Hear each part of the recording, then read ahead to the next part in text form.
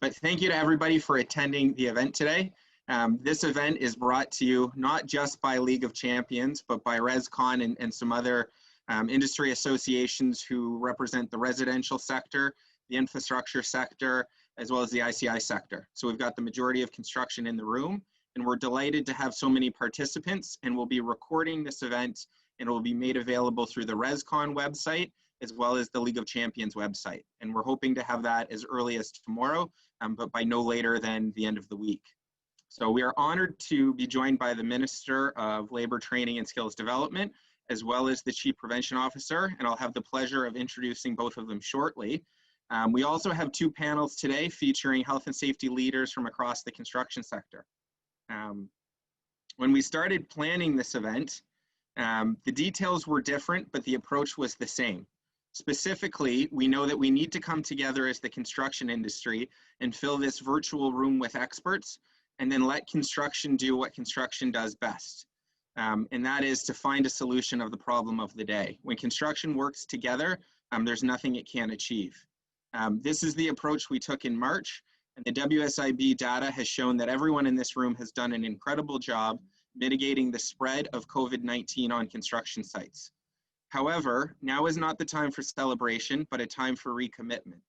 The second wave has come, probably stronger and sooner than we expected, but it has come all the same, and we must fight complacency and again set an example for all other sectors in Ontario. Construction took a leadership role and will take a leadership role again, and this will help all other... Sorry about that, I was muted by my computer. And this will help all other Ontario businesses fight COVID, and their success will be our success, as this summer, when we looked at our supply chain and the shortages that emerged, whether it was wood or other products, we're all in this together. And so the Ontario economy depends on construction, and construction depends on the Ontario economy. The good news is this time we have the information that we need, and we know what to expect and what to do. This is a great advantage compared to March, when new information was at a premium. The task is now to implement and execute. And that is the purpose of today's webinar, to bring together government and the construction industry to reinforce a commitment to health and safety and recommit to keeping all workers safe. With that, I would like to introduce the Honorable Monty McNaughton, the Minister of Labor, Training and Skills Development. Introduce Monty. Monty is the MPP for Lambton, Kent and Middlesex. He's no stranger to the construction industry, as when he was appointed, he hit the ground running. And I think everyone in construction knows his face, and that just shows how dedicated he is to making sure that stakeholders and different groups are heard. Also, he's acutely aware of the issues that we face in construction, including the supply chain shortages, as he was affected by one, I think, this summer when he was looking to build a treehouse in the backyard. And so whether it's a treehouse, a house, a condo, or any of the other sectors in construction, we all know how important construction is. And with that, I'm honored to welcome Minister McNaughton. Thank you. Great. Thank you so much, Andrew, for that introduction. I do want to start off by saying thanks to Andrew. He's taken on a really important role on behalf of the construction industry and everybody in Ontario. He's one of 3 people appointed to be a youth skills advisor for the government.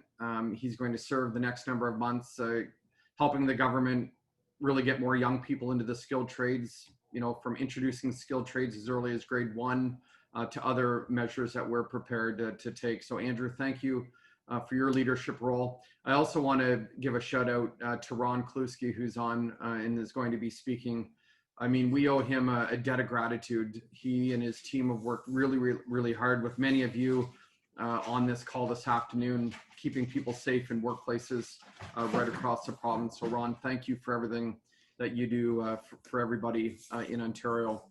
I'm really pleased to join you this afternoon to give you an update on the actions that our government is taking to ride out the second wave of COVID-19, as Andrew said, that we are now facing here in the province of Ontario.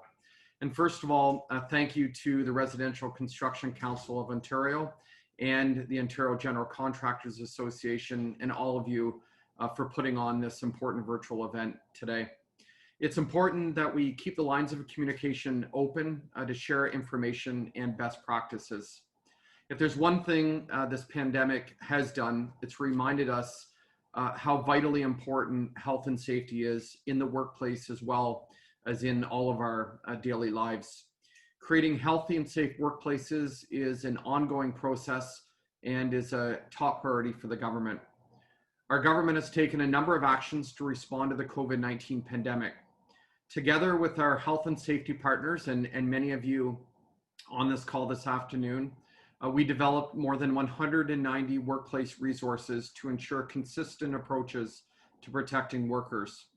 We've heard from a wide range of businesses, farms, marinas, grape growers, as well as the construction industry.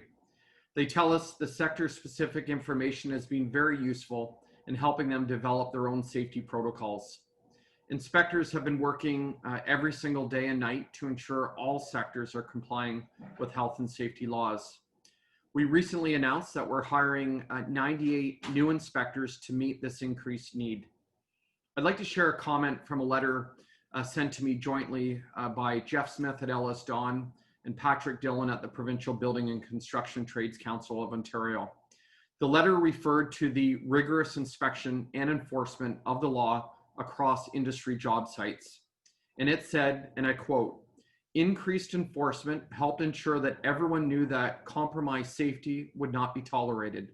It gave our skilled workers and their families the added confidence they needed to show up each day and get the job done," unquote. I'm obviously very glad to hear that. When we maintain safe workplaces, we can protect people's jobs and allow businesses to continue operating. Our government also created a fall preparedness plan, keeping Ontarians safe, preparing for future waves of COVID-19.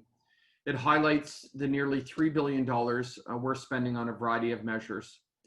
These include expanding testing and contact tracing, expanding testing in pharmacies, hiring over 3,700 more frontline healthcare workers and caregivers, and launching the largest flu shot campaign in the country. We're also supporting employers in understanding their responsibilities under the Occupational Health and Safety Act. For example, the Provincial Building and Trades Council of Ontario received $250,000 to increase health and safety training. The construction industry has been one of the sectors hard hit by the pandemic, but it is also one of the major drivers of our economy. We want to support this sector, not only in keeping people safe, but also ensuring that there are enough skilled workers to meet the needs of the province. With all the infrastructure projects in the works, the province will require more than 26,000 additional skilled trades workers over the next few years. To meet that demand, we're investing in skilled trades and apprenticeship programs. Recently, we announced $37 million to support more than 15,000 people in upskilling and retraining in skilled trades. We are providing Ontario's pre-apprenticeship training program with $21 million this year to give more young people opportunities to train in the trades. We're supporting apprentices who are just entering their field by forgiving outstanding loans for tool purchases. And we recently introduced a tools grant, which will help about 12,000 apprentices annually purchase the professional tools they need. These and other initiatives are supporting your industry to get back on its feet. Over 500,000 people are back to work, including tens of thousands in manufacturing and construction, which is just great news for the province's economy.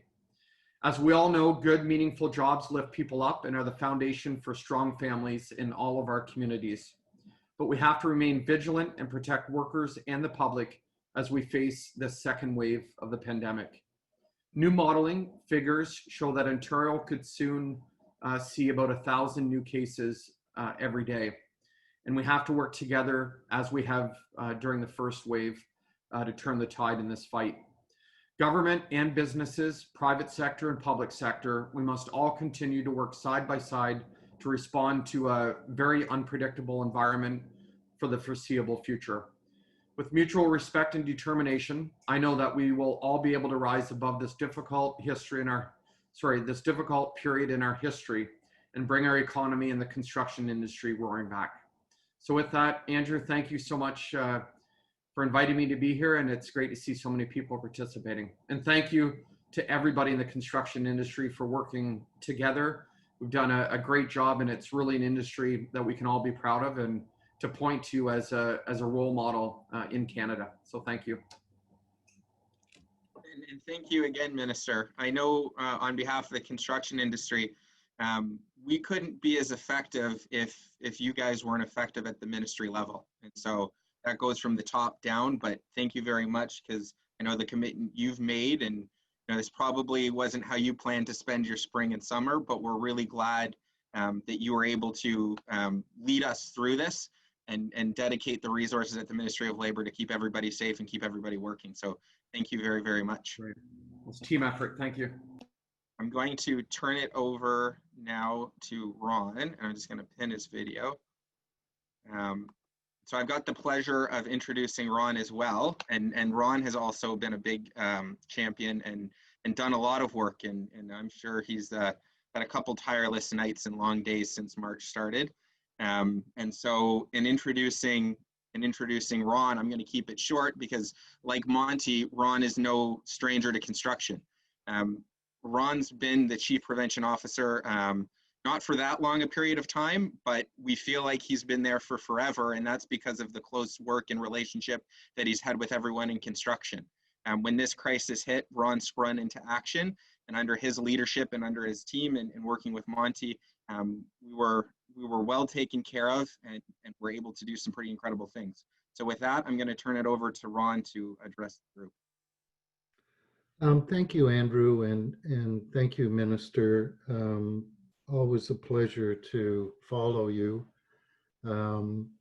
This actually came about, and Andrew and David Frame and Enzo and I got together a few weeks ago, really based on our concern about the second wave and our desire to maintain construction in the position that it's been in since March, which has been stated a leadership role in demonstrating how, when you work together, whether it's the building trades and the general contractors, or the sharing of information and the many safety committees that established themselves over the past 6 months, it really went a long way to help construction stay ahead of the curve, shall we speak. I'm not sure if everybody had the opportunity to read the weekend Toronto Star. There was an infographic in the Star that essentially the WSIB information had been provided to the Star in general form by sector. And it had, of course, where the larger challenging outbreaks occurred were in big circles. And then it had all the other sectors that were in variable circles, just depending on the size, on the number of outbreaks. Well, for the construction industry, you had one of the smallest circles. At one point, the last I had heard, there were less than 50 outbreaks on construction sites just prior to the second curve. But we did know, because the numbers we were getting are lagging indicators, we did know, as the minister indicated, that as we move forward, the numbers are going to get worse before they get better. And we wanted to be sure that we had a conversation like we did early on that would help us stay ahead of the curve. We've seen that the importance of risk assessments, the importance of understanding the difference between source control and facial coverings, the hierarchy of controls, all of the things that were really necessary in helping us move forward back in the day needed to be updated. We know that, after 6 months of something like this, where there is just a tremendous psychological impact, not only on the job site, as we're being very cautious to be safe in general, but it's an added dimension of vigilance that's required, which adds another element of pressure to the job itself. But it also affects the home life as well. And the concern has been, as demonstrated in discussions with the public health leaders, that, you know, if we drop our guard, even so slightly, even in, you know, with the community and community spread, it can come into the construction industry, and it can either on one side of the ledger make it impossible for somebody to come to work and be paid. And then on the other side, the ledger, the productivity from a general contractor point of view is adversely affected because of the number of staff that are in holding and waiting. And added to the complication is the variability of where the concern lies. We know that Toronto, Peel, and Ottawa have significantly more concern to public health than other areas of the province, but we also know that Durham, York, Halton, Niagara, and Hamilton are just slightly behind those other areas. But if we talk about the whole of the GTHA, we are talking, you know, pretty much the lion's share of the infrastructure activity that's going on in the province. So we really do need to be extra vigilant in what we are doing. One thing that's happened, what we're suggesting is that we're updating the guidance notes. So if you recall back in March of 2020, in the early onset of this, it was the same group of people, essentially Andrew and David and the industry, we got together and said, let's try to translate something from public health speak into industry speak to be able to provide contractors with and staff with the guidance they need to be safe. We also did a full court press with our health and safety partners, particularly infrastructure, health and safety, in setting up compliance teams to assist the construction sites, the site managers, on what they needed to do in the interpretation. And this was really, really successful. We engaged our Section 21 committee meetings on discussing things like masking. We set up, as mentioned, the health and safety committees to have regular updates, to be able to share information and keep abreast of what's going on. I think in this time, if you know, from my personal opinion, and this is one of the priorities that we're going to place on the release of the new strategy, it's how we transfer knowledge and how that knowledge is translated by our workers. I'm a firm believer that when we're faced with this level of adversity, encouraging our site managers to spend time in the morning to be able to talk to the employees, to be able to share information with them. The importance of a toolbox talk cannot be understated in this time. Being able to just answer questions and fears that may exist within the community of the construction site. We also know that technology is changing, and we may be able to shortly start addressing some of the concerns about it's taking me too long to find a test and yet again too long to get the test results. Well, we've been sharing some technology that was recently approved by Health Canada that could solve some problems in that regard. We also know that there is variable information coming out of different public health units simply because of the circumstances that are occurring in those communities.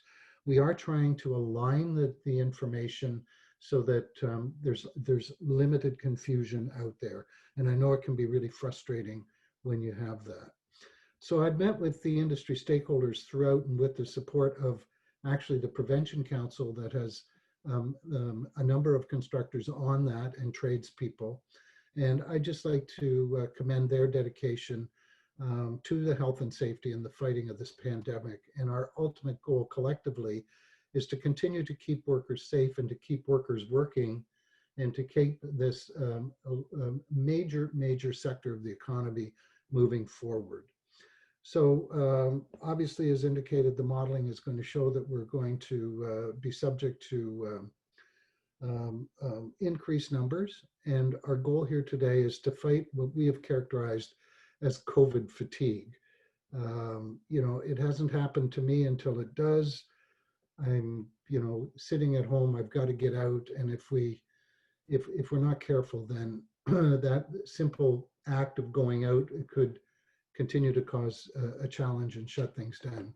We had done a blitz this weekend of establishments across the Greater Toronto area to be sure that people were following the rules, to make sure that masking was in place, to ensure that physical distancing was in place, making sure that the 2-meter rule stuck and it wasn't 1.5 meters because we could cram another person in a patio. We really, really need to follow the rules. So we are re-releasing a safety plan, which is an updated version of an employer guide. And we are also updating another guide with respect to masking and source control. So to make sure that we have the latest information to be able to provide to people. And the government has released a workplace screening tool that can be implemented and adapted to your workplace as needed. And under the Reopening Ontario Act, active screening is now required for workplaces.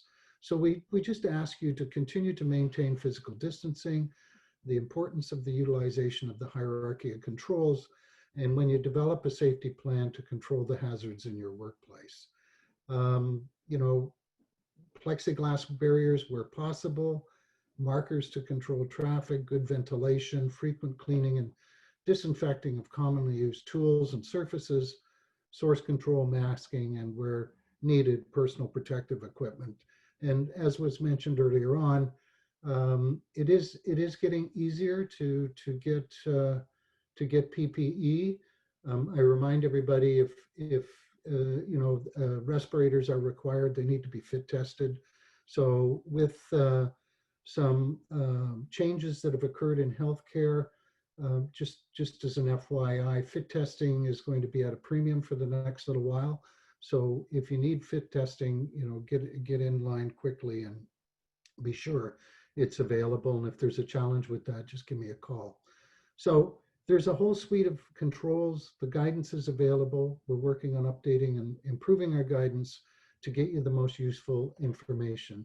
And as the minister indicated, we have over 200 resources in 30 sectors and over 1 million page views, which is something to be really proud of. And from an inspector point of view, almost 20,000 COVID-related field visits.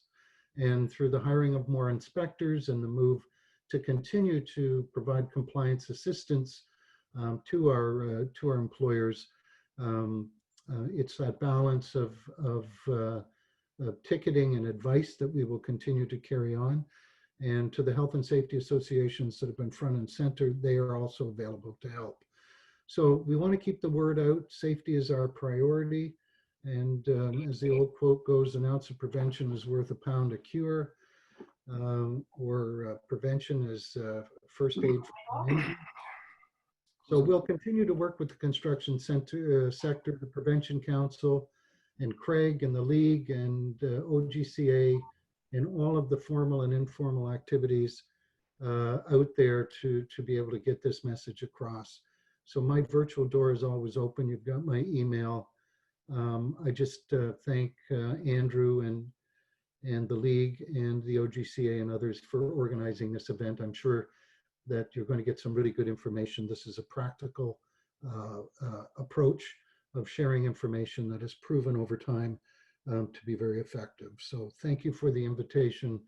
I applaud your leadership, and I thank the minister for his commitment to safety in this province. Thank you. So thank you again, Ron, and Monty's still with us, so thank you again, Monty.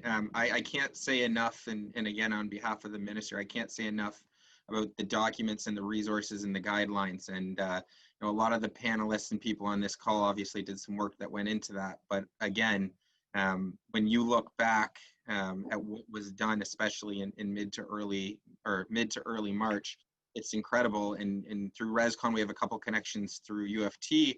And the suggestion has come that construction has to come together to create kind of a case study on this, just because of how well it was done. And so maybe I can, facilitate that discussion, because I think there was some strong lessons learned in how quickly we were able to tackle the problem. And again, it's a big thank you to Ron and to Monty and to everyone at the government as well as the panelists and speakers. So I guess that was kind of looking backwards. We're not out of the woods yet, and now we got to look forward. We are in a second wave, and so with that, I'm going to ask everyone who's not on this panel to turn off their cameras so that I can share. We want to share the people that are going to be on it. So I'm going to moderate a panel, and I'm going to ask Craig Lesurf, Enzo Garitano, and Keaton Patel to keep their cameras on. And I'm going to let you guys introduce yourselves. So I'm going to let Craig introduce himself first, and I'm going to see if I can show the people with their cameras on front and center here. Well, thanks very much, Andrew. And, thank you, Minister McNaughton and Ron. That's some great talk there. A lot of stuff is all about action, and you've shown your leadership. My name is Craig Lesurf. I'm president of Gilm Group. I also have the honor of being on the OGCA's executive, as well as I chair the League of Champions. And we've been doing a number of webinars, and, I guess this is my 12th in the last little while through COVID. Over to you, Enzo. Sure. Thanks a lot, Craig. And again, appreciate the opportunity here, Andrew. And again, thanks to the minister and to Ron for starting this up. It's an important item that we need to tackle together jointly. So I'm Enzo Garitano, President and CEO of IHSA, Infrastructure Health and Safety Association. And again, very happy to be part of this panel, and we'll have some good dialogue. Thank you, Enzo, and thanks to Monty and Ron for their time. My name is Ketan Patel. I'm with Tribute. I'm the Senior Health and Safety Manager here. We're a builder developer that does both low-rise and high-rise in our industry. Great. And so I just received a text. Unfortunately, I don't think I've introduced myself yet today. My name's Andrew Pariser, and I'm the Vice President of ResCon, and I'm lucky enough to chair the Health and Safety Committee at ResCon. And the secret, and I don't think it's a secret anymore, I'm lucky ensconced to talk on behalf of that committee, but they're the ones who do the real work. So by no means would I consider myself a health and safety expert, but I am ensconced and surrounded by health and safety experts, and some of that knowledge actually makes its way through as well to me, so that's good. So this panel is about best practices, and the best way to talk about best practices is to start looking at the industry resources that are available. So I'm going to do a bit of a screen share here, and I'm going to turn it over to Enzo to walk us through. Okay, thanks. Yep, I'm just going to wait for that to come up. We're going to start by saying, again, thanks to the ministry and the ministries of health and the different association partners for putting together some of these guidance documents together with the input, a lot of input from ResCon and OGCA and others and our stakeholders on the resources. So go to ihsa.ca. We are your health and safety association for the sector. So if you can just scroll down to the bottom, this is our splash page as you enter ihsa.ca. And you can see that we've got some topics, but also COVID-19 resources. So if you click on that, it goes straight to the COVID-19 resources. And within there, because we have three different sectors we deal with, we've got some general information under the general COVID, the green part there, high level stuff, some posters, some simple resources, but the more critical information is in the blue or in the sector specific COVID-19 resources. So if you can just click there, that's great. And here again, you'll see we've got construction, our sectors that we represent, construction, utility, transportation, and then we've got some self-help videos that were created that cut across all of them. So in the construction sector, you've got a wide, the members here probably today are going to touch on many of these areas. If you're a construction or utility company, you're going to be doing some transportation as well, whether it's in your fleets or whether it's in your other activities, you might have some transportation. So look at all three tabs depending on where you're at, but certainly we'll focus right now just on construction if you can, Andrew. So once you go into construction, you'll see, and the other ones are the same. They've got the same kind of headings here where we have announcements, guidance and best practices, posters and products. So under the announcements, again, very high level announcements, and here you'll see the second bullet, which is the Chief Prevention Officer Guideline that Ron put out very early in coordination and conjunction with ResCon, OGCA, and ourselves. And this again outlines links, it provides links to the different self-assessment documents, best practices, and general high-level activities and expectations for the industry, the construction industry in particular in this case. So if we go back, Andrew, to that previous tab. So you've got announcements. Now the real meat and potatoes per se, I know it was a long weekend, you ate a lot, but the real stuff there is in the guides and best practice documents. And in here, you've got all the different topics that were worked on, as Minister McNaughton mentioned, 190 or so, but within the sector itself, we had about 36 to 40 of these resources that cut across different topics. whether it's responding to a suspected COVID-19 activity or exposure, or working and handling paperwork, which people do on sites every day, to screening, to also best practices around sharing tools and equipment. We've got it in both French and English. So you've got a bunch of different best practices here, and they're all founded on basically your RACE concept: recognize, assess, control, and evaluate. So the documents are all produced in the same manner, same formatting, so you can look into providing your own, converting these into your own best practices in accordance to your policies and your practices, which again are founded on Plan, Do, Check, and Act. So please look at these resources. Under the posters piece, you'll find some simple posters that were developed through the ministry. And in there, these are free to download. Take them as you wish, print them out, post them. And again, nothing screams complacency more than faded posters and things that are missing. So please take a look at these, use them at your will. And the last tab, just take a look at a couple more. These again were produced by the government. And the last tab are some more hard products for your use, stickers, decals to put on washing facility areas, on the floor for separation. Let's say you're at a lift and you need to make sure that people aren't jamming up together. You've got those things. You've seen them in the malls, you've seen them in the stores. Hopefully you see them on your sites as well. So that overall is where the resources are. There's some short videos, how-tos as well on the video tab, and they get into hand cleaning, gets into some things that you can do on site for portable washing, driving and cleaning your vehicles. A lot of people share their vehicles, share their tools. So there's a bunch of short videos here, minute, 2 minutes, 3 minutes max, that you can use for your resources. I think that cuts it now for the resources. Andrew? Yep. Yeah, so again, ihsa.ca brings you straight into those resources by clicking on the COVID-19 resources. Excellent. And so, we all had a pleasure to work with IHSA and the CPO. One person, Patrick McManus, and I know Sewer and Watermain was also on that document early on. And so I do have to throw that name out there. They were very active in how these construction guidelines got put out there as well. But I'm going to turn it over to Craig with the first question here. So you had all these great policies. You had the government that worked with industry to create them at a ministry level. IHSA was working on their policies. How did you take that policy and make it practical on your site? First off is you have to start with your people in the field, the front lines. The construction, everybody talked about it. If you remember back in early April before we were all essential workers, and then certain sites got shut down. And the biggest thing was to educate everybody and to make sure that they had everything they needed on the site. We immediately set up signage and started with a laminator and got a laminator going and got them all sites that they could put out to withstand the weather, a little more than a day when you start putting up paper. And what we tried to do was get them the tools and tools to actually manage their sites and make sure that all our workers on the site were educated. We held 2-box talks. We practiced social and physical distancing. Social being when you keep people apart totally, and physical when you get close enough that you actually are within the 2-meter barrier. So you got to separate everybody. We did a lot of that. I think we worked with industry, a lot of feedback. I was on regular calls with Ron, talking about it, yourself, Andrew, and others.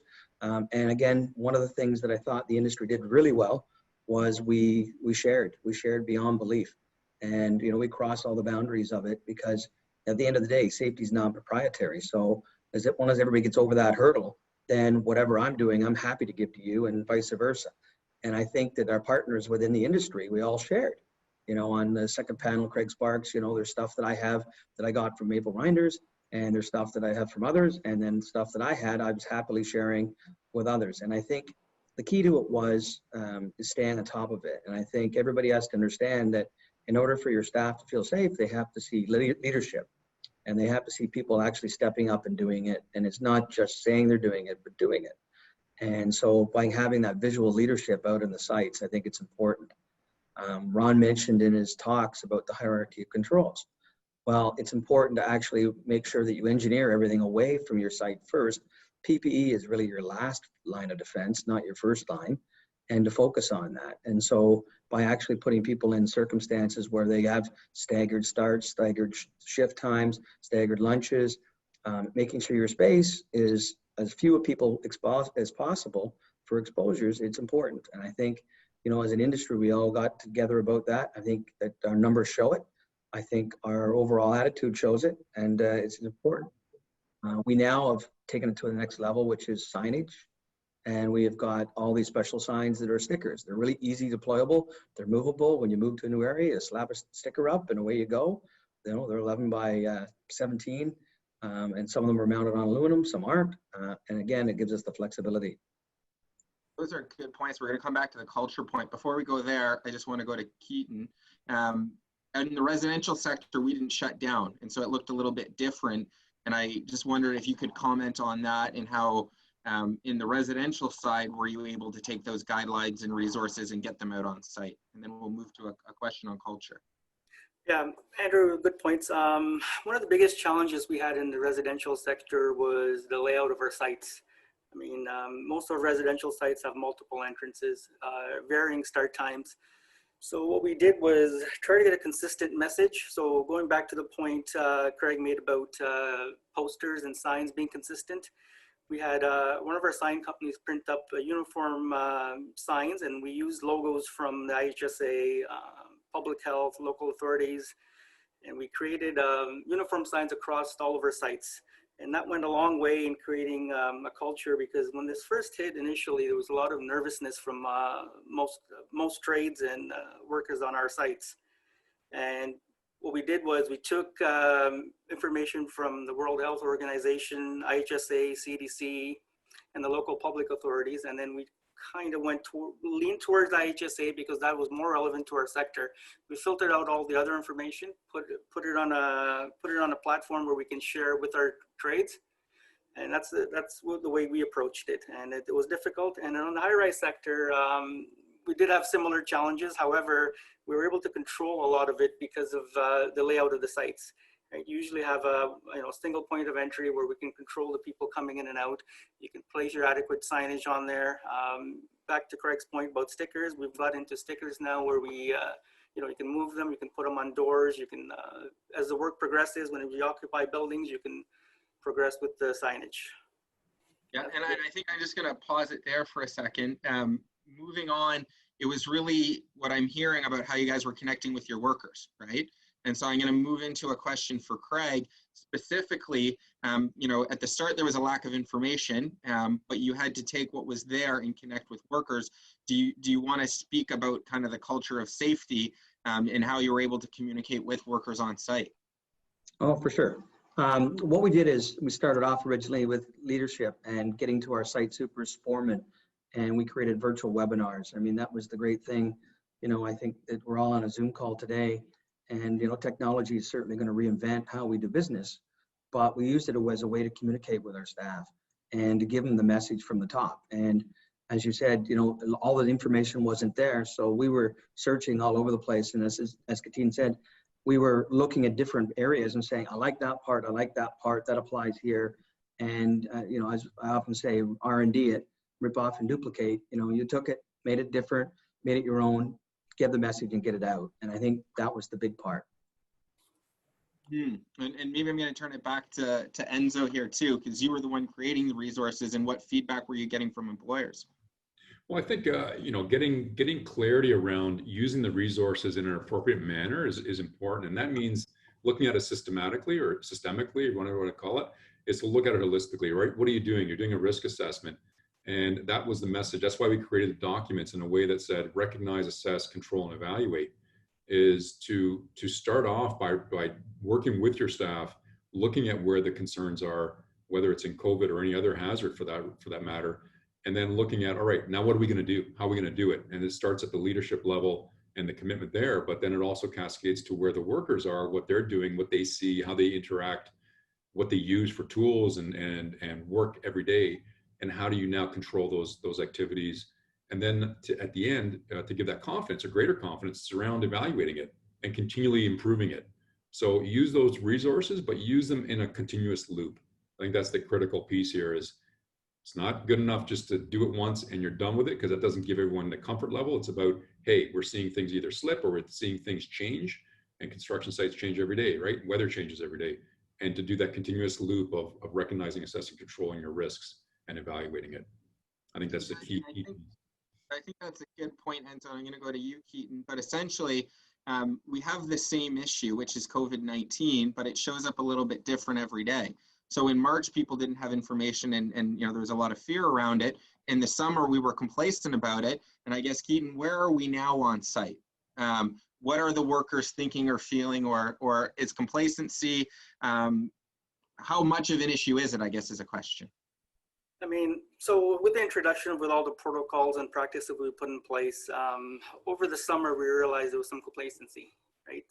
We've gotten back on the communication channel once again. We're trying to communicate with our own workers, our sub-trades, and trying to reinforce the measures we had placed earlier. And going into the fall here, we've seen other challenges too with back to school, return of the kids. We're having some issues there where people are uncomfortable again, because we can't forget that this virus is not only a workplace problem, it's a community problem, right? Once these workers leave our job site, sometimes we don't know where they've been over the weekend, and when they're coming back into the work environment again, we have to consistently put the message out there again that the virus is still there, and we got to take all of the practices, protocols we introduced in the first wave and continue with it. That's the only way we can control it. Yeah, and so I'm interested, I know in the ICI sector, you've had a lot of thoughts on this as well. So any thoughts, Craig, on complacency and COVID fatigue, and really looking at what's working now and what are the big issues? It's certainly happening. I think everybody's got information overload. They hear it from all sorts of different sources, and it's just disseminating it and giving it to them very simple bite-sized pieces. Daily reinforcing it. Everybody signs in every day. You have a screening questionnaire. You reinforce the signs, the symptoms. Make sure you don't have it. Don't panic if somebody does. And just get the facts. And I think everybody's getting much more. The anxiety levels going down, so they're getting much more comfortable with talking about it. Whereas in the early days, everybody was panicky about it, and some people stayed at home, some people hid, some people ran away, some people didn't care and were touching and. You're like going, okay, everybody needs to realize that everybody respect each other's space. Let's learn new things and new ways of doing your own day-to-day business. I think the one thing that you said there, Craig, reinforce. That's such a critical piece, is reinforce on the site your practices, because if it's not reinforced, then it's seen as employer doesn't care, constructor doesn't care, and then it just falls apart from there. So that reinforcement piece, good thing. I was at the mall this weekend, and those little circles on the ground when you're waiting outside a store because they have to, limit the number of people. Someone from the mall actually came over and gave hell to the store because they weren't, their customers weren't complying with the spacing requirements, right? So that little piece there says, hey, that mall cares, right? No different than on site, whether it's in our facility, your construction sites, whatever the case is. That reinforcement is so critical to keep it top of mind versus getting into complacency. So cleaning tools, moving, congregating around equipment, et cetera. And that top of mind piece and that recommitment really brings us to our next theme, and that's really looking forward. But it's also, and Craig pointed this out, and he's right, PPE is kind of the last line of defense. You want to eliminate any hazard you can before it's there, but it's part of it. And so I'll turn this one to start to Keaton, and the idea is looking forward, we've got winter coming. That obviously has challenges with it. Thinking about PPE and hand wash stations and the cold weather, what does the future have in store, and what are some future best practices we can start to look at now so that we're ready for it? And I'll start with you. Thanks, Andrew. Initially, when during the first wave, we're going into spring to summer, so we didn't have a great challenge in setting up wash stations. Hand wash stations that were heated, but this second wave going into the fall, we're going to have some challenges, right? We've got sites where we're just starting out. We've got empty lots where we're challenged to have water, right? Water, power. So what we're doing is we've retained some comfort stations and portable self-contained units, And we're hoping that, you know, we'll get those sites started, and the sites that are progressing and have already well underway into construction, we're going to move the wash stations and washrooms indoors into vacant units or vacant homes, which we haven't closed yet. The challenge with that is going to be the transit nature of our business. We keep closing homes, and we have to move these wash stations. And once again, communication becomes the key there, right? We've got to communicate to our own workers, our trades across the board on our protocols. And the one key thing we found was keeping it consistent with all the sites. And with consistency, everyone got used to it. And over the summer, you know, they were aware of where the wash stations were, what the protocol was in terms of coming in and out of the site, where to go if something was missing. So going into the winter with the challenge with the washrooms is going to be, you know, on the same level. We're going to communicate through a basic platform. So what we've done is, instead of sending mixed messages through different channels, we have a group email set up for our trades, group email set up for our workers on site. So everyone's getting a message from one specific person. And that's it's shown that we're able to get some success with that in terms of communication. So when you do go on site and you can ask a question to a worker where the hand wash station is, and most of them, you know, for the most part, the answer, yes, it's over there. And that's what we're looking at. And then to take that, I'm going to go Craig, and then I'm going to go Enzo. In the ICI sector, similar but sometimes slightly different problems. Looking forward, you know, winter, PPE, best practices. What are your thoughts, Craig? Well, you know, we hit the nail on the head there. You know, it's going to be changing every day on every site, and communication is the key. So as everybody checks in through their screening, we're going to be telling everybody what's going on for the day, if something's changed from yesterday, where they can find available washrooms and hand washing facilities, as well as setting up some additional stations. The good news is the sanitizer has a high alcohol content. It can be used in low temperature areas. It's not as concerning. However, it's a matter of having everything in place. You know, our staff, I've ordered winter muffs for everybody so that they have the, you know, the buffs, but I'm going to call them muffs, but they'll pull them up over their face in the winter just to have that extra level, because the last thing they need to be doing is pulling around face coverings and trying to put masks on with, you know, the hands and dexterity that's not always there. So it's a matter of getting prepared and realizing that every job is different and that you're going to have a bunch of unique plans. And so having that flexibility, educating staff that they need to do something different, then that's what you do. And speaking of being prepared, the best place to go to start with that is obviously IHSA. So how can you support employers, Enzo, as we go forward into this second wave and into the winter? Right. So we'll be looking at, and this is something certainly we're going to be doing, is looking at the winter changes, right, and how that can change your practices and start to bolster some of those guidelines. You know, when it comes to tool cleaning, when it comes to using gloves, Craig just mentioned, you know, the dexterity.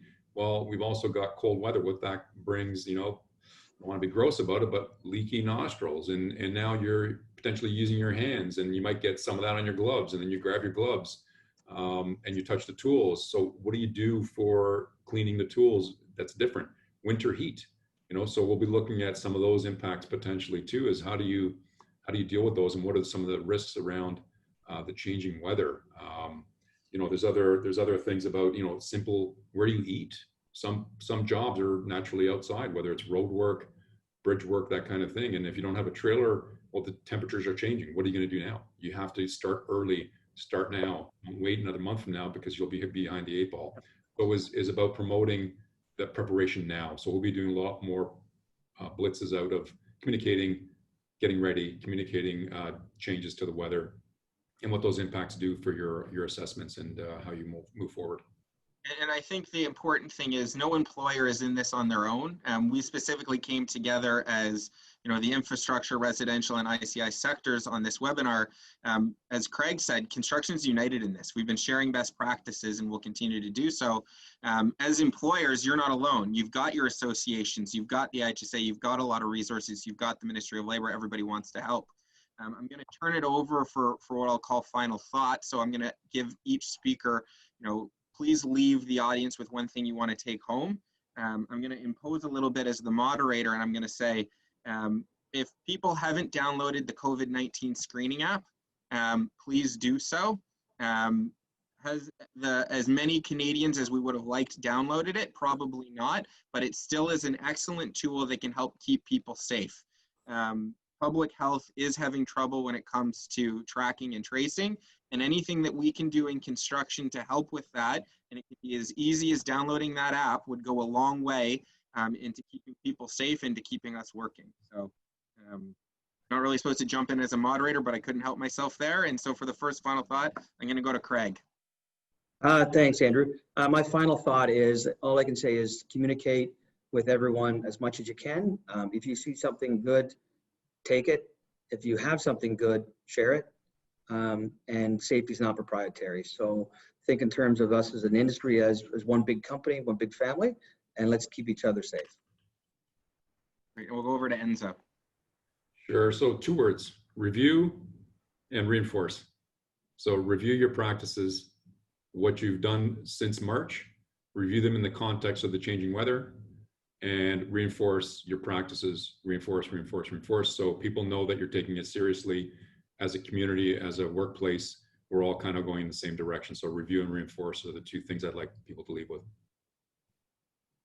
Yep. And last but not least, Andrew, so in closing, would like to say is this virus, we've never gone through something like this, at least in my time. The last bleep we had was SARS and MERS, which was pretty easy to get over. The one thing we have to do is learn from what we did in the first wave. So take all of our best practices, protocols, and then all the information that was provided to us in regards to what the virus is like, how it goes through the community. And the one thing to do is to learn from all those and make necessary adjustments to your practices and protocols. And so I'd like to thank all 3 panelists. I probably should have said this earlier, but whenever we do a webinar here, we always make a donation to a charity. One of our favorite ones is St. Clair's Multi-Family Housing Association. And what they do is they provide permanent homes for people who are experiencing homelessness or who are hard to home. And so we're going to take the step and we're going to make a donation of some PPE to that group. And that just follows up on what we generally do. So with that, the first panel's done. I've had another request for kind of a group shot for social media purposes, but also for this webinar. So if all panelists can turn on their videos, then we can get that group shot and then we'll get set up for the second panel. The other good piece of information is we are ahead of schedule, and as much as construction likes to start late, I've never heard anyone complain about ending early. And so we're going to stick with that, and we're going to see if we can end early. So if we can get Ron and David and Amina, if you're there, to turn on your cameras, and then we can just do a quick shot, and then we'll get the second panel off the ground here. I don't know if you're there, Amina, or not. Okay. So Emil, if you're listening, oh, there's Amina. So Emil, if you're listening, I'm going to give you about 10 seconds to do a screenshot, and if you don't get it, you missed your chance. So.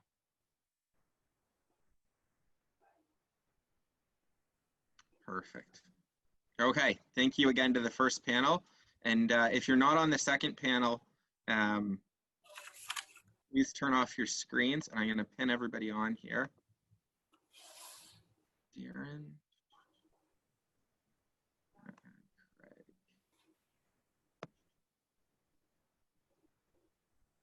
Perfect. Okay. So I will turn it over to you, Dan. Thank you, Andrew. Good afternoon, everybody. My name is Dan Fleming. I'm with NORCAT. I've also again, I want to say thank you to all the panelists and the speakers here. I've got the privilege of working with Ron and also Minister McNaughton on the Prevention Council. So we're doing some great work there, providing stakeholders advice and also supporting the work that the government is doing right now. So it's a shout out to that work that's being done. Also, some of my roles is I'm on the steering committee with the League of Champions. So as Craig mentioned about sharing of best practices, we've been having these webinars now for I guess about 10 of the webinars over the pandemic, and they've been working out very well. We've got a lot of support from the industry, and we'll be able to share a lot of the practices. So great work. NORCAT ourselves, we're a not-for-profit organization. We provide skills training, health and safety, and technology for the construction, mining, and forestry industry. We got locations right across Ontario, Thunder Bay, Timmins, and myself here in the GTA supporting you. So pleasure to be here. We're going to be doing a second panel where we'd have 3 great case studies of, we'll be talking about acting of confirmed cases. So my three panelists that I have today, I've got Craig Sparks, Daniel DeSantos, sorry, Daniel, and then Darren Husak. I'll let you guys do a quick introductory and tell us a little bit about yourself. Craig, can start us off. A little intro. Your name? Yeah, thanks, Dan. Yeah, Craig Sparks, National Health and Safety Manager for Maple Reinders. Been with the company for 20 years, and yeah, this pandemic is definitely something that I've never faced, but I can appreciate good teamwork that Maple has, and yeah, we'll keep on trucking with this pandemic. Awesome. Yeah, thanks, Craig. I've been working with Craig, I guess, for the last couple of years now. We've been working together. Also, Darren. Now, I'll bring Darren up on board. Oh, go ahead, Darren. Thanks, Dan. Darren Husak, the Environmental Health and Safety Manager with Condrain. We are sewer and water main contractor. I guess you'll hear more about our story in a minute. Yeah, thanks, Darren. I worked closely with Darren when we was with IHSA, and also on the work you were doing also on the what is it, not the Prevention Council. What's the Darren? You're chair of the 21. Yeah, Section 21 committee for the construction industry. Great work. And Daniel DeSantos. So hi everyone, my name is Daniel DeSantos, Health and Safety Manager at Tridel. We are a high-rise residential developer, and as everybody else, we're here to learn and discuss and share some more thoughtful information that can help us to deal with this issue. Great. Thanks for being with us, Daniel. So great. What we're going to do, we're going to have 3 case studies, and as the case studies come out, we'll ask a few Q&As regarding the case studies, and we'll work together as a panel to get some best practices of what to do. So I'm going to start off with Craig, and Craig's going to give us a little story about some of the situations that happened with him over the last couple of months where we had a confirmed case. Go ahead, Craig. Yeah, thanks, Dan. Before I get into it, I just want to thank senior leadership. It's because of what you guys are doing for all of us that inspires us to keep on working hard to keep our people safe. So I appreciate that very much. So what you have in front of you got a Maple Reinders case study. I'll run you just through some of the brief details. So a while back, we had a project in Alberta. We had 45 workers on site. We had 1 confirmed case on site. Unfortunately, there was very little communication on the response. There was a decision to shut the site down, sanitize the entire site, and the project was shut down for 2 full weeks, and we had some issues with the client. And then in September, we had another confirmed case in Ontario. That project had 30 workers on site. We had 2 confirmed cases involved, 1 that was on site. So the difference is, we had good response communications for sure. We used our developed tools to make good decisions. The project was not shut down at all. And one area was just a small area that needed to be sanitized, and we had no issues with the client. So in speaking about the tools that we use, the next slide here shows our confirmed case flow response chart. This was developed by the pandemic committee that Maple has. On the left-hand side there, you'll see some of our definitions that we put together. We compiled quite a few different definition of close contact that was in the industry at the time. We created our own secondary contact, and we just wanted to make sure people understood what a confirmed case was and contact tracing was. So moving back to the right-hand side of the page. Sorry, the other side, if you could, Andrew. Here we go. So this just, we just use this to walk ourselves down our confirmed case. You'll see there in red at the time, governing officials don't need to be contacted. We want to make sure that that's understood. If a COVID case comes onto the project, this is not the time to contact the Ministry of Labor because there has not been any exposure yet. So moving down this flow chart, it was nice and easy. We could just simply ask ourselves questions. This will answer it. We've got the close contact, which is on the left-hand side of the page, our secondary contact, where the big difference is self-monitoring versus self-isolation. And then as you move down the close contact, we really got into that because we had four workers that had close contact. And then again, in the red, it says that individuals having close contact have to go get tested immediately.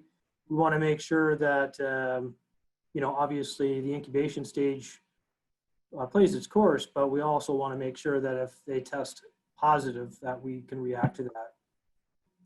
And then just moving, I think a lot of the cases that you'll hear are having close contact on site, but luckily there are negative tests. So we've got just off to the right-hand side there, the individual receives a negative test result, which means they don't have the virus. They must complete their 14-day isolation period from the last date of exposure, regardless of the test result. So, which is the negative.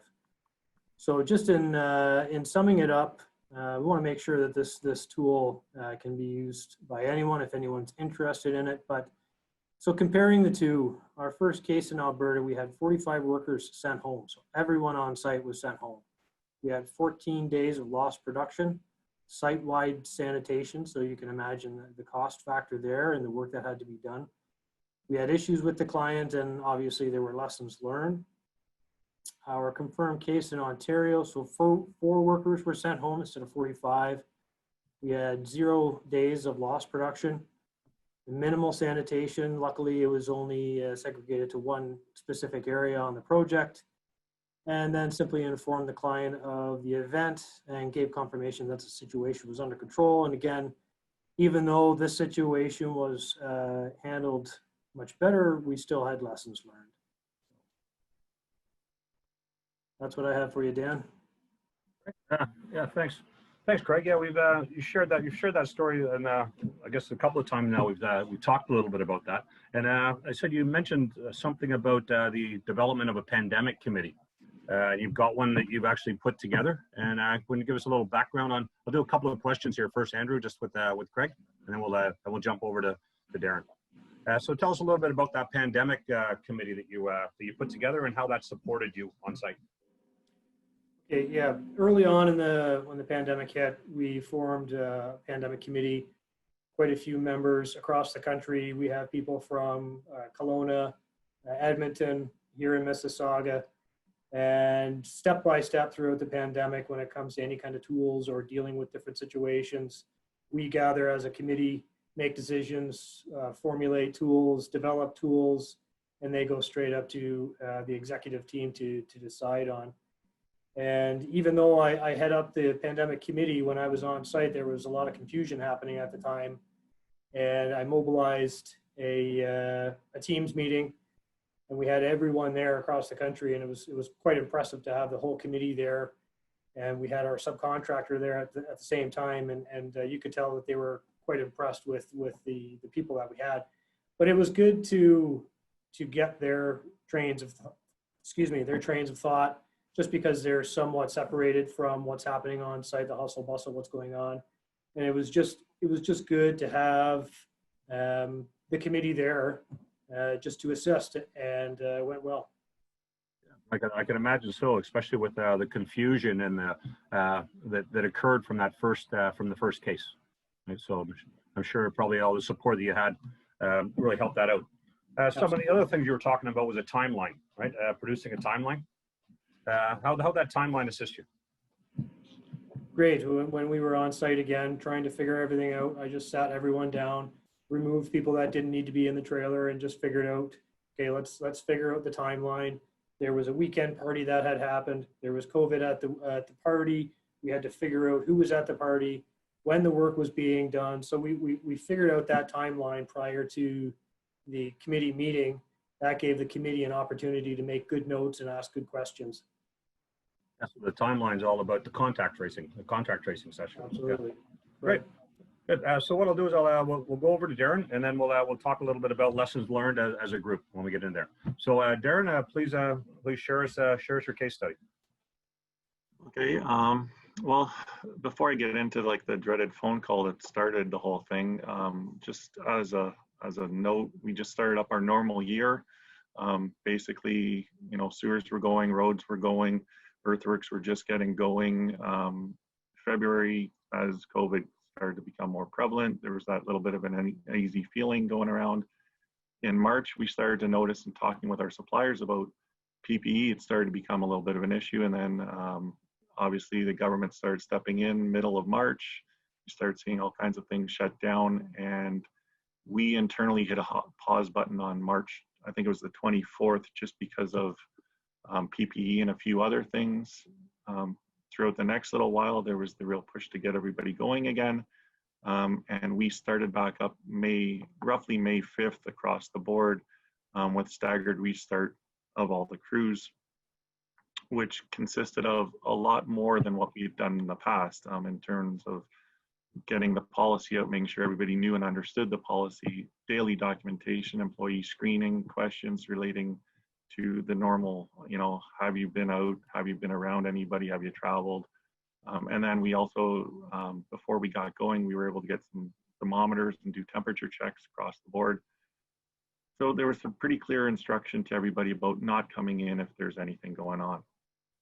We tried to make sure everybody felt safe and moving along. So about 3 or 4 weeks into it, we got, I think it was about the 4th week into returning, and we got that phone call. I got it was probably about 5:30 at night, where one of my foremen called me and said, listen, we just found out a guy tested positive. And obviously there's the panic that sets in across the board, not just with him, but with his crew, and being one company that's all located in the same area, it spreads pretty quick. So there was a lot of issues trying to maintain privacy. We knew that the individual themselves, you have to make sure that stays quiet about who it is. And then there was the spreading of information and misinformation and what had happened and who all was and the whole crew and all that kind of stuff. We got into close contacts versus possible interactions very quickly, and got a hold of the government and started doing some stuff. So over the next day, we basically shut down that one site. And over the next day, we started doing all the interviews obviously with the positive test case, but also his coworkers to see who exactly was a close contact. I think you can flip down a slide there. We were trying to figure out whether or not it happened at Condrain, whether it started outside, and it became pretty clear that nobody else on the site had been around anything that would have posed an issue. Nobody had traveled. There was no, throughout the temperature checks all the way through, nobody had a temperature. So we were able to go through a lot and find out where, not only who was affected as a close contact, but where it might have come in. And we pretty much believed it was coming in from outside at that point. We then continued on with the contacts. We ended up finding that we had 3 within the crew plus the foreman. And then because of some work assigned, we had 3 others with a roads crew that were also affected. We talked to public health because the individual lived in one area and our office was in another. We had to specifically deal with York from the company point of view, but we also had to deal with Muskoka because that's where the infected worker was. We got a hold of everybody, made sure everybody understood what was going on, and all 14 of those 7 people above were all off for the 14 days. Thankfully, none of them had any issues, which was able to come back without any issues at all. When it comes back to the project itself, we conducted a pretty deep clean of everything. We made sure that all of the areas, common areas, including the trailers, where we had already set in rules where there was only 1 to 2 people allowed at any given time. We still did a full clean of a lot of the areas. Because it was sewer and water main, they're not in stuff very much, so we were able to clean the washrooms and that type of stuff. We did have issues right up front in the secondary contacts, and this would go back to the spread of everything. We basically had that whole crew, that whole job site shut down, and a lot of stuff going back and forth. We had every supervisor involved on that job, and actually in the office almost wanted to go get tested. And obviously we weren't stopping anybody from going, but tried to explain, where it needed to be, who was a secondary or tertiary contact besides the initial contacts. But everybody still got through it.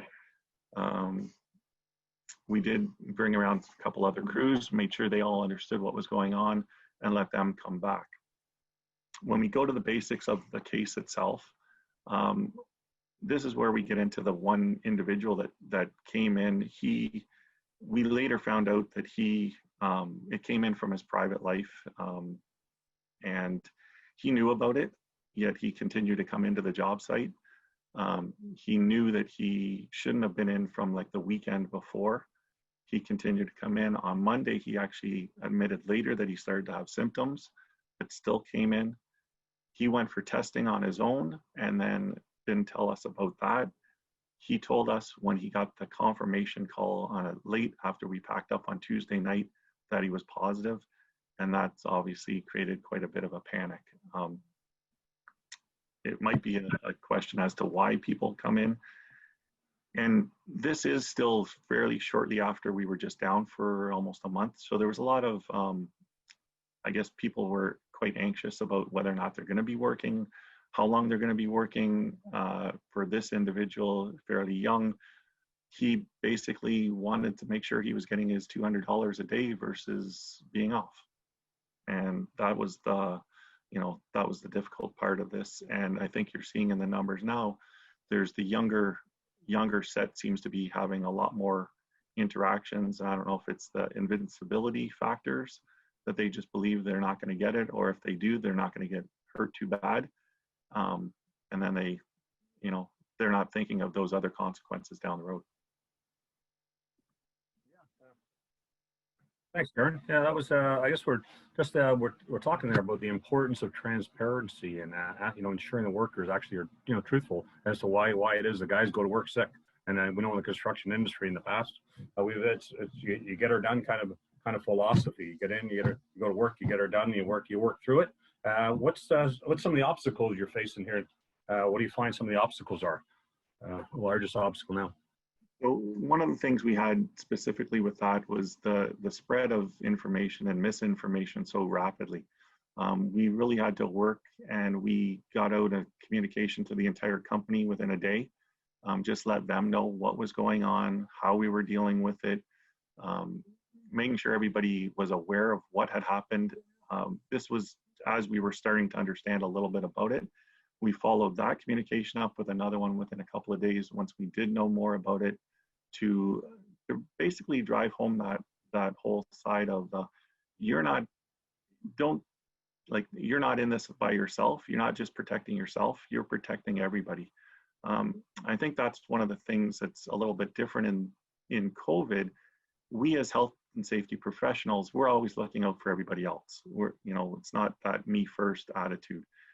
Workers are typically, it's the me first attitude. I want to save myself and then I'll worry about everybody else. COVID is kind of like that. There is that me first, but you're asking them to be those almost safety professionals and try to stop the spread from everybody else at the same time. So it's a little different in that aspect. Yeah, thank you. So it appears what happened there, even though we have the government restrictions, like despite government restrictions related to staying isolated, how can we, this happened even though we got all these restrictions in place? How can we stop this kind of stuff from occurring again? It's all in that communication standpoint. We try to make sure we're getting something out, and I know the guys are getting sick of me talking about COVID week in and week in, but we got to stay on it. I think, as Enzo said, kind of review what you've got and reaffirm it, update it as you need to, but keep that communication going. And that's what we've tried to do all the way through this, and try to stress that it's not just a you this time, it's everybody. Great point. Great point. Thanks, Darren. We'll get back to the panel. We'll cover a few more points in a second here. So I'll introduce Daniel. Daniel, if you'd like to share us your case study. Okay, thanks, Dan. So our projects, basically, we had similar issues when we had to face any positive case. We noticed that right from the beginning, our workers, our trade workers, were most likely infected by someone within their family, since they also got tested positive right from the get-go. So it was easier to narrow down in most cases. At that point, once we found out that someone wasn't feeling well, the first reaction was to try to figure out, do the contact tracing right away, make sure that before we get the results, that information it was provided to us. So, and that was pretty much the process that we went through right in the beginning. But we also had internal discussions, and as you see on the slide there, we had an internal conversation early February discussing what we could probably implement on our sites. March, our senior management, along with the safety department and some other departments, decided to work on getting thermal imaging devices to assist with the screening process at the gates. That was implemented shortly after. And then, so for us, one of the things that we had to be on top of right away was the fact that supplies were not available or were scarce in most cases. So we had to kind of put the team together and make sure that the team was getting the supplies on our sites as soon as possible, which was really helpful because we were able to maintain our projects ongoing without an issue. And then make sure that we had further discussions with different workplaces other than just the construction projects. And beginning, our focus was making sure that construction projects were running, but then at the same time, we want to make sure that all the other workplaces were still running safely as well. So as I think, as everybody else here in this panel and in the panel before, the difficult part was to gather the accurate information at a fast pace and then pass that information along to workers and trades and so forth. We worked really hard and making sure that the information was provided to everyone in a decent manner. But that was only possible because we worked together with agencies like Toronto Public Health, Ministry of Labor, IHSA, looking at their information on the website, and many other agencies helping us out in this process. And then we were able to come up with a proper process.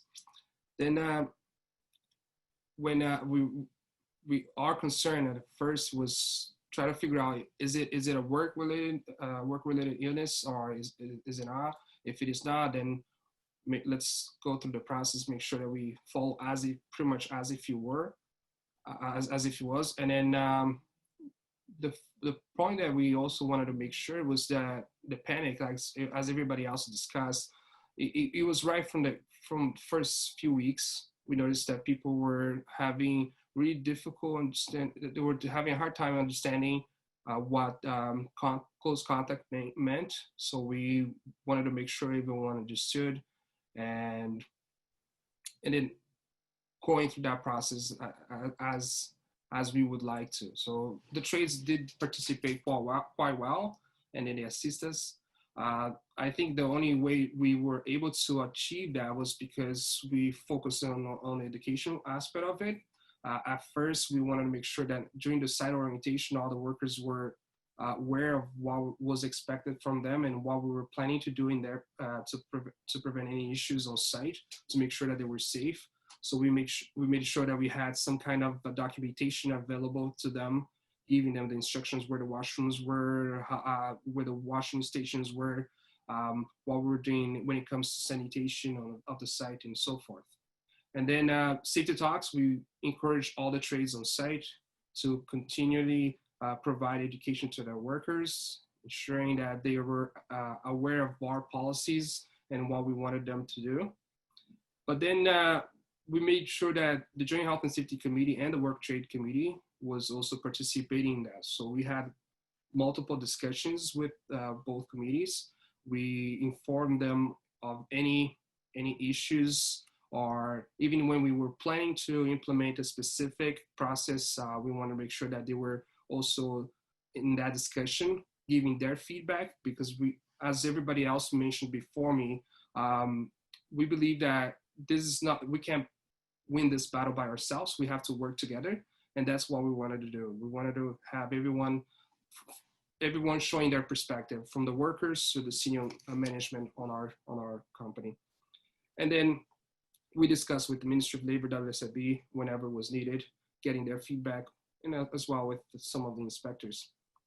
So when someone was tested positive, as we discussed, we want to make sure that the contact tracing was done right from the get-go. As soon as we hear that someone had symptoms and had to leave the project, we made sure that we knew exactly where the worker was in the last few days.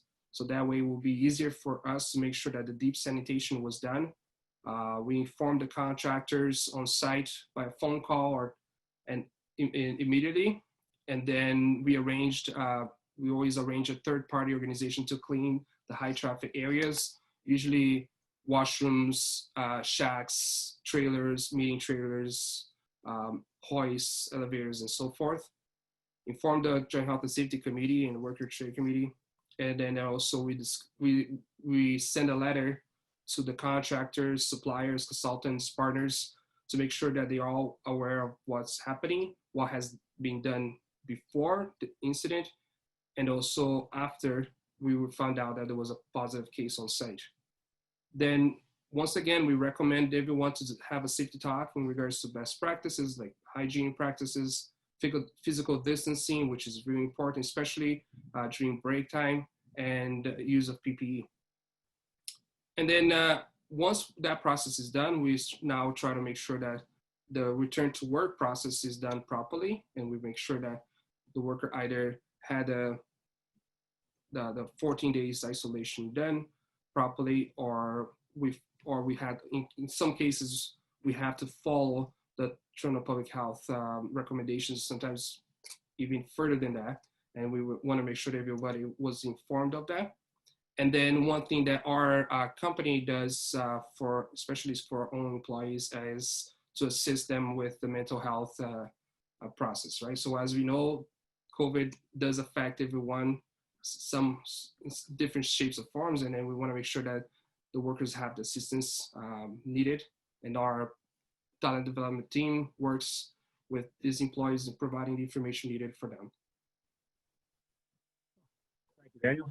Good. Yeah, a lot of information, a lot of good stuff there on that. You spoke a little bit about when you had that first positive test. What was the impact of yourself and also your organization when you had that confirmed case on site, and what were the challenges that you faced there?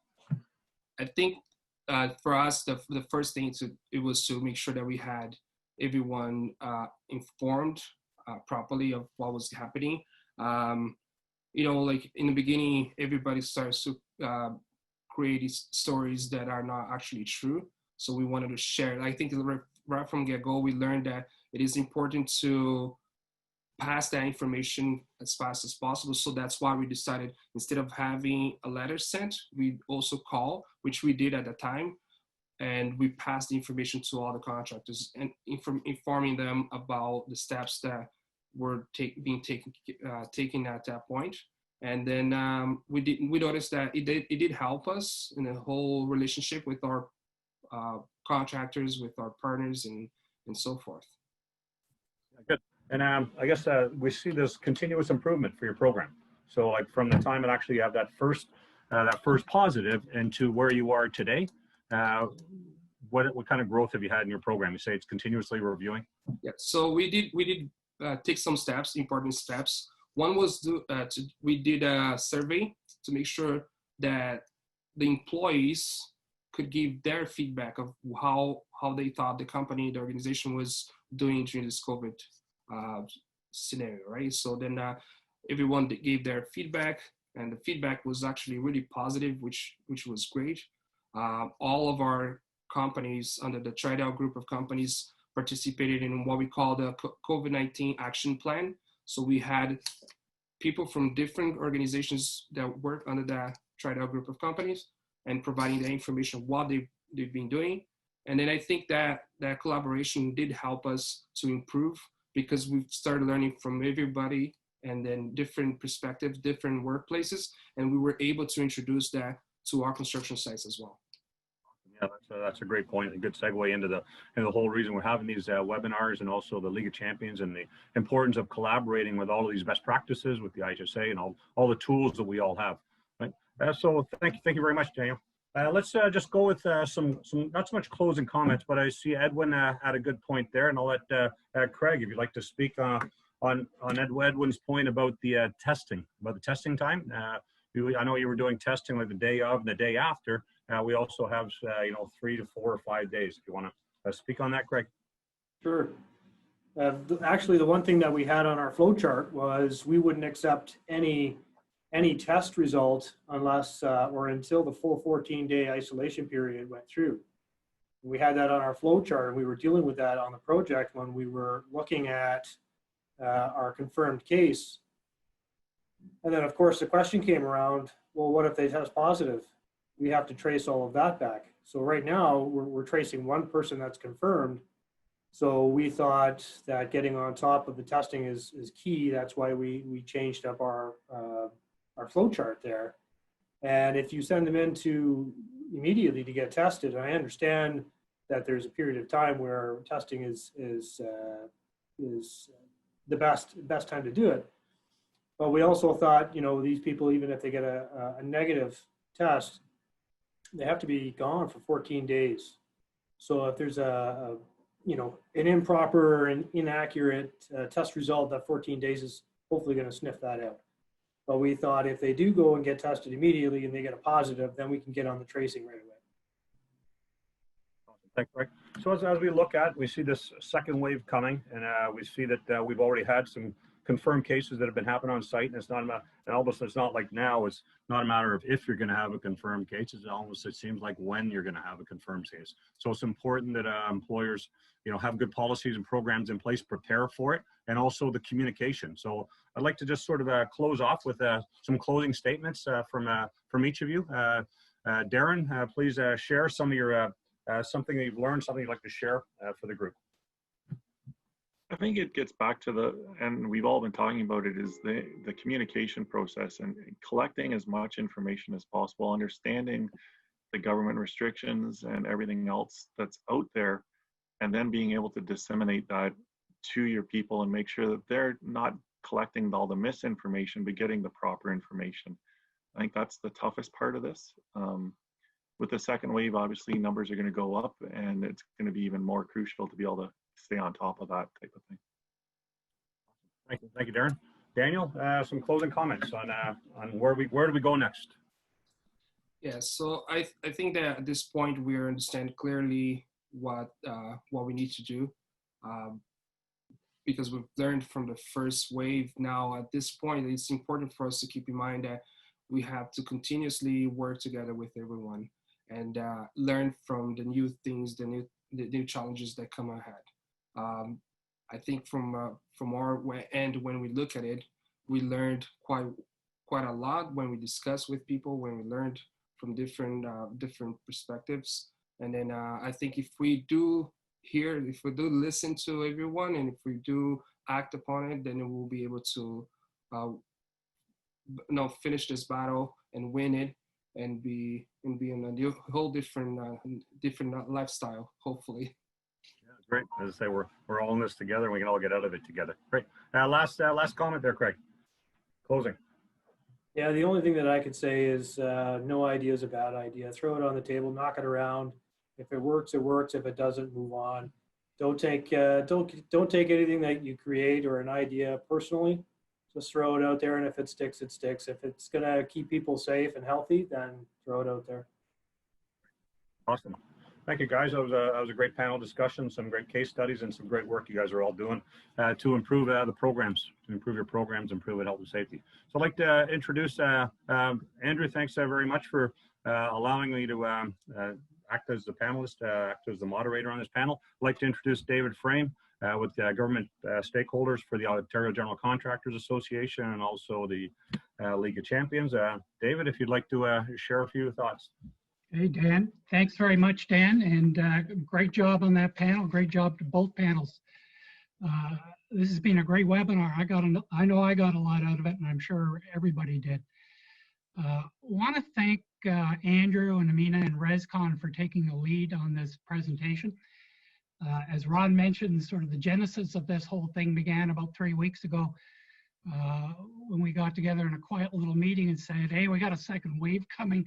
We better make sure the industry is ready. And so as a result, I think we've got some great information out there.